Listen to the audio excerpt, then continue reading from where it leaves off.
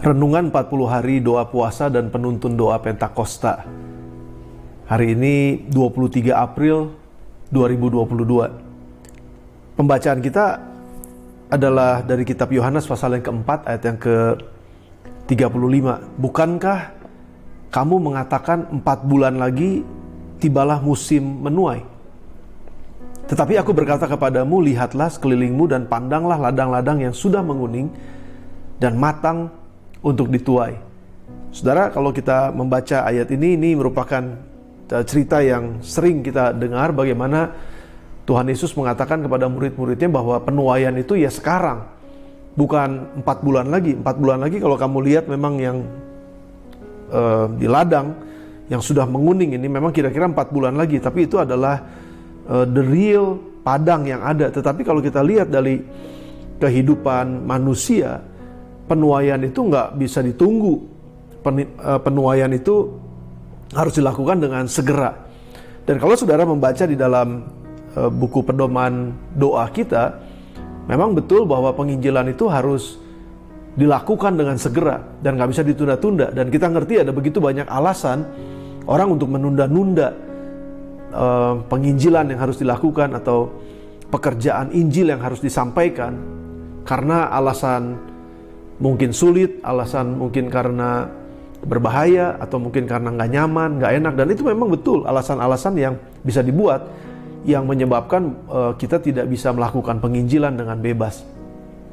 Namun ada satu angle yang saya ingin sampaikan kepada saudara pada pagi hari ini dari kitab Efesus pasal yang ke-6 ayat yang ke-11. Terus kalau kita lihat sampai dengan ayat yang selanjutnya, di situ dikatakan mengenai peperangan rohani sebetulnya. Bukankah penginjilan itu adalah salah satu area di mana kita mengalami peperangan rohani? Paulus katakan dalam Efesus pasal yang ke-6 ayat yang ke-12, karena perjuangan kita bukanlah melawan darah dan daging, tetapi melawan pemerintah-pemerintah, melawan penguasa-penguasa, melawan penghulu-penghulu dunia yang gelap ini, melawan roh-roh jahat di udara. Sebab itu ambillah seluruh perlengkapan senjata Allah, supaya kamu dapat mengadakan perlawanan pada hari yang jahat itu dan tetap berdiri sesudah kamu menyelesaikan segala sesuatu. Jadi firman Tuhan mengajarkan kepada kita bahwa kita harus menggunakan kelengkapan senjata Allah untuk bisa bertahan melawan tipu muslihat iblis. Nah, itu penting, saudara. Jadi di dalam penginjilan, di dalam pekerjaan kita untuk memberitakan Injil Tuhan di dalam dunia ini, kita menghadapi tipu muslihat sebetulnya. Jadi lawan kita sebenarnya bukannya garis keras, ya, lawan kita bukannya orang-orang yang mungkin menghalang-halangi Injil diberitakan, yaitu hanya orang-orang yang dipakai sebetulnya, yang pikirannya mungkin sudah terkena tipu muslihat, atau pikirannya sudah diselewengkan, sehingga dengan pemikiran mereka menghalangi Injil. Tetapi bukankah di balik itu semua adalah tipu muslihatnya iblis? Karena iblis adalah musuh kita, dan dia adalah bapa segala pembohong. Dan kita mengerti betul, saudara, bahwa ini adalah peperangan rohani. Oleh sebab itu kenapa Paulus katakan ambil seluruh perlengkapan senjata Allah. Nah, yang menarik adalah ini. Kita sering baca ini, kita sering dengar firman ini. Tetapi sadarkah kita bahwa Paulus sebetulnya sedang mengajarkan bagaimana kamu bisa bertahan, berdiri, sementara peperangan itu terjadi dan kamu sudah selesai, kamu tetap bertahan dan berdiri. Paulus sebetulnya sedang memberitahukan bahwa ada sisi-sisi yang akan diserang oleh iblis.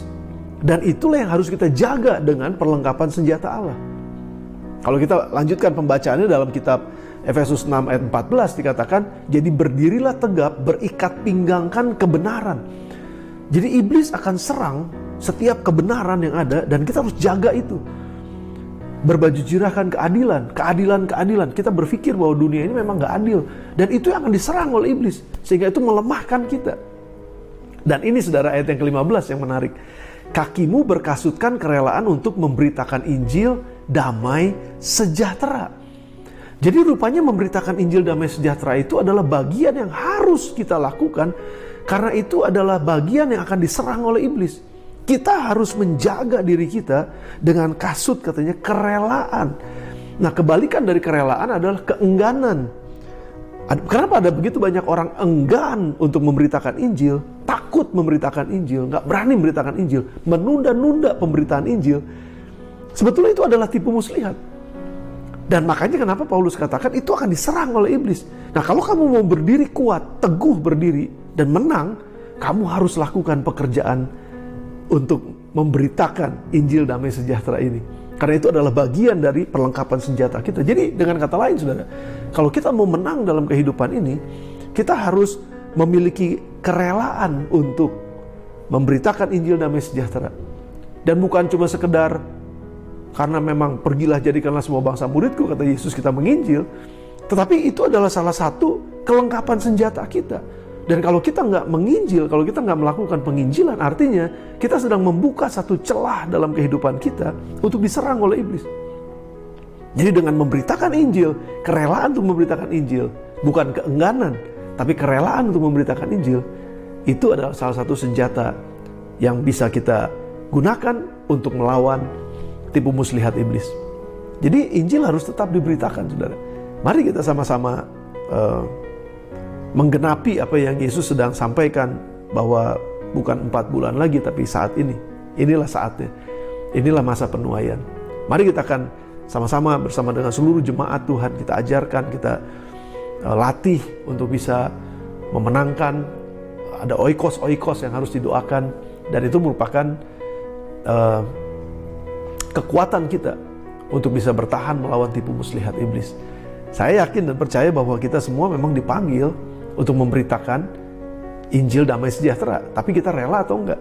Kita enggan atau kita rela? Nah, kalau kita rela, saudara, itu adalah kekuatan buat kita. Nah, mari kita akan sama-sama berdoa. Kita akan di sini disampaikan teriakan penginjilan, misi, dan lain-lain. Memang itu adalah bagian kita, itu adalah denyut jantung kita, karena gereja adalah misi. Kalau gereja nggak bermisi, itu bukan gereja. Nah, harus dikumandangkan dan bergerak kepada sasarannya. Pokok doa kita hari ini adalah Tuhan akan membukakan jalan untuk penginjilan dan dapat dimasuki oleh orang-orang, supaya banyak orang yang belum percaya bisa diselamatkan dan Injil dapat diberitakan. Mari kita akan berdoa bersama-sama. Tuhan, terima kasih buat firman-Mu. Kami menyadari betul bahwa pemberitaan Injil adalah perintah Yesus Kristus, dan saatnya bukan nanti tapi sekarang. Dan ini memang urgent, ini memang harus dilakukan. Gereja harus lakukan ini. Tolong kami semua gereja untuk bisa melakukannya.